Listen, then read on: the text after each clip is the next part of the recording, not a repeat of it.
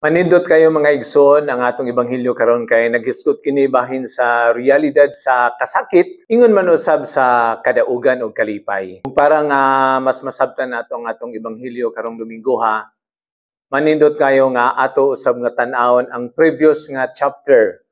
Tungod kay naghisgot kini bahin sa pag-ayon ni Hesus niadtong usa ka batan-on nga napusi sa usa ka demonyo, usa ka kusgan kay sa nga tanan nga pamugtuon lang niyang mga gapos o bisan ihulog siya dito sa kalayo dili siya maunsa. Nagawas niya na bungol nga demonyo. Sumuna nga ang mga apostoles kung ilang gi-cast out, di pagkadungog gibungol, no? Muna nga lisod papahawaon kining maong demonyo sa maong bata. Apan sa dihang giayo kini ni Hesus, pinagi sayang pulong ug pinagi sayang gahom ang maong bata nahimong gawas nun diya sa pagkaulipon sa yawa o sa demonyo nga sulod sa iyang lawas. So mo kini ang background sa atong ebanghelyo karon. Muna nga karon sa atong ebanghelyo nalahi kay ang mga tao gabi nila nga katingala, gabi nila pagtahod kang Hesus kay lagi gamanan. Bisan ang pinakakusgan nga demonyo, pinakagamhanan nga demonyo iyang gipapahawa. Apan karon sa atong ebanghelyo miingon siya ngadto sa mga tinun-an nga moabot ang panahon nga ang anak sa tao, pag-aralon sa mga kadagkuan sa mga Hudiyo, patyon sa ikatulo nga adlaw mabanhaw. Kasakit, gingon man ang kamatayon. Natingala ang mga tinunan, gamhanan dito siyang niagi, ug karon na nahimo na siyang pinakaubos. Very weak nga tao. Usa ka na sa nakapalibog nga ngadto kanila. Diya sa bersikulo 32, miingon dito nga ang mga tinunan wala makasabot sa gisulti ni Hesus bahin sa kasakitan. Ang ikaduha, miingon din siya nga ang mga tinunan wala gayon na magpangutana kang Hesus bahin niini tungod sa ilang kahadlok. So kini ang duha ka mga butang nga atong pamalandungan. Ang realidad diya sa kasakit ug unya dayon ang pagsabot niini ug unya ang ikaduha mao nga angay kitang mangutana ngadto sa Dios nganong anay kasakit sa atong kinabuhi. So una, nga ang kasakitan ato pa sa atong simbahan, masabtan lang nato kung ato kining isumpay o i-connect ngadto sa kasakitan ni Kristo.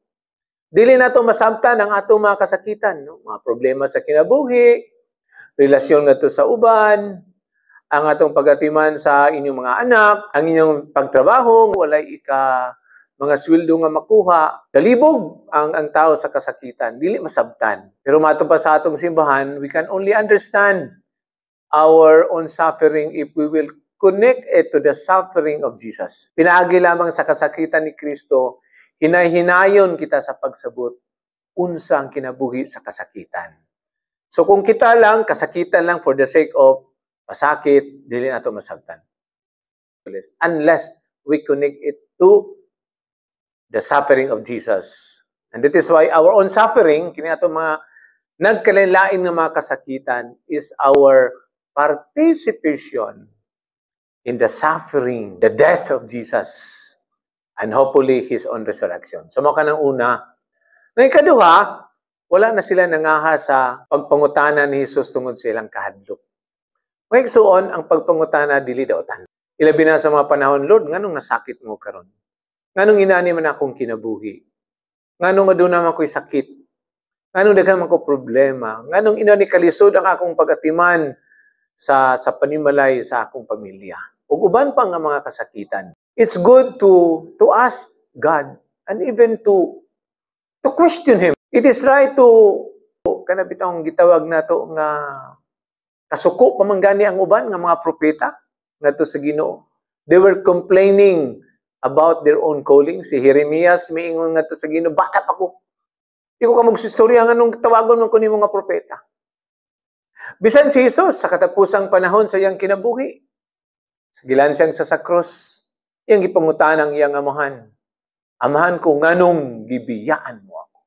So it is good to question of our own suffering to Jesus sa atong Ginoo tungod kay sa hinahinay pinagi sa atong pagpangutana, diya sa atong mga pagpamalandong, sa atong mga pag-ampo, mahinahinayan nato og pagsabot nining maong kalipay. Mo nang hinungdan nga sa katapusang bahin sa Ebanghelyo, gigamit ni Jesus ang usa ka bata, no? Madto pa niya, unless you become like a little children, you cannot enter God's kingdom. Ang attitude sa usa ka bata nga bisan sa iyang mga kasakitan, wala siya mag-uul tungkol kinasayod siya nga doon na siya tatay, doon na siya nanay. Bisag wa siya kasabot sa iyang mga kasakitan sa mga batang anong naingon sa niini, ngano wa siya tagay og kwarta, ngano og murag wa siya bali-baliha. But he was, or she was able to understand because parents naa siya uban kaniya. Samo ka na sa atong kinabuhi. Kita kasabot, pero ang Diyos uban ka nato. And then, ikaduha, it is good to question God. So, ang bata, inanay iyang kinabuhi. No? Salig sa iyang tatay, nanay, and then, ang bata, kanunay mga tanang, unsa ni? Ano na? Unsa ba na? No? Gasumhan ang parents, pero kabalo kita nga, part ka na sa kinabuhi sa bata. So, maigsoon, kini lamang ang duha na atong pamalandungan in terms of our own suffering. Ang atong suffering, ang atong mga kasakitan, di natin masabtan unless we connect it to the suffering of Jesus as a kind of participation in the suffering and hopefully the resurrection, eternal life of Jesus. And ikatuha, it is good question God. Nganong giingon ako ni mo niini? Sa inahinay, iya kitang pasabton. Ang atong kasakitan, mo'y magdala ka nato ngadto sa kabanhawan o sa kinabuhi na walay katapusan.